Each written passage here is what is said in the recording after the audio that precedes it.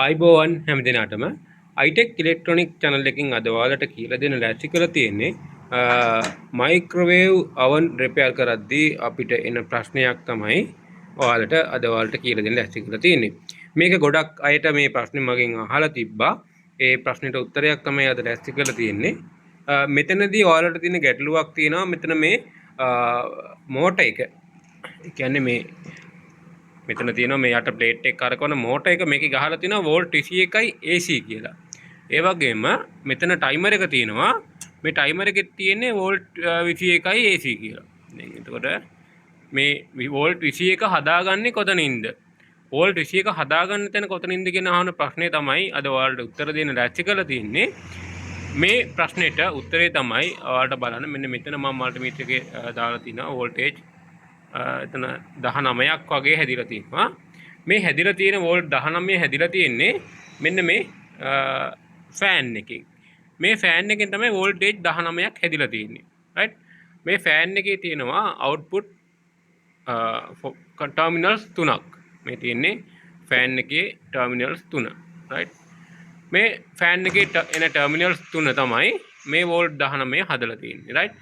මේ වෝල්ටේජ් 19 හදලා තියෙන්නේ මේ ෆෑන් එකේ අවුට් එකෙන්. බලමු අපි ඒ ප්‍රශ්නේ කොහොමද තියෙන්නේ කියලා. රයිට්?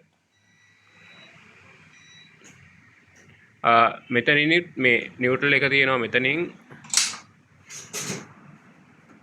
මේකයි මෙතනයි බැලුවම ඔයාලට වෝල්ටේජ් 19ක් වැඩ කරන්න ඕන. මේක වැඩ කරන අවස්ථාවේ මෙතන චෙක් කරාම වෝල්ටේජ් 19ක් පෙන්වන්න ඕන මෙතන.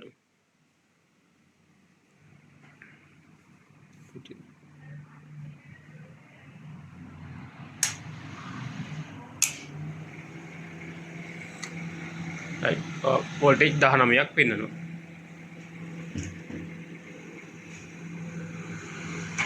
right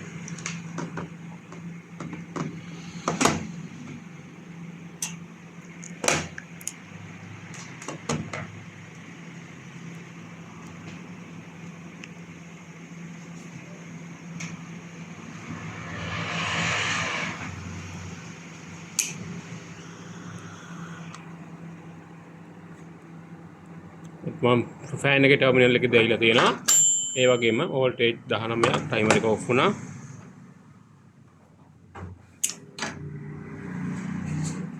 වෝල්ටේජ් 19ක් පෙන්වනවා. ඔන්න ඔය විදිහට තමයි මෙතන වෝල්ටේජ් 19 හැදිලා තියෙන්නේ.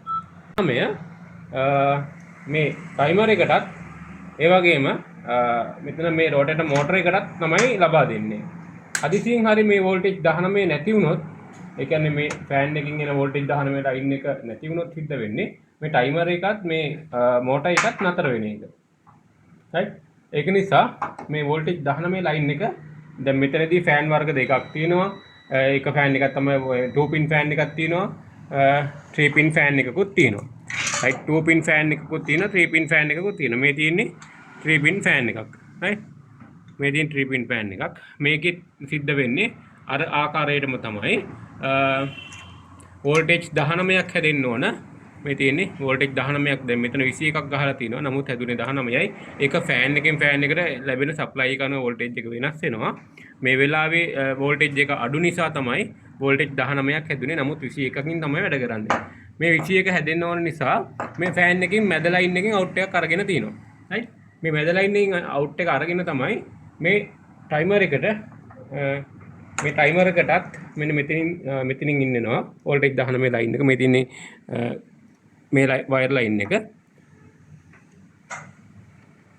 මේ ටයිමර් එක මේ තියෙන ටයිමර් එක රයිට්. මේ තියෙන මයික්‍රෝවේව් oven වලට එන මැනුවල් ටයිමර් එක. ඉලෙක්ට්‍රොනික එන්න කලින් ආවේ මේ විදියට ටයිමර් එකක් තමයි. මේකෙදි ඔයාලට බලා ගන්න පුළුවන් මේ ටයිමර් එකේ තියෙන්නේ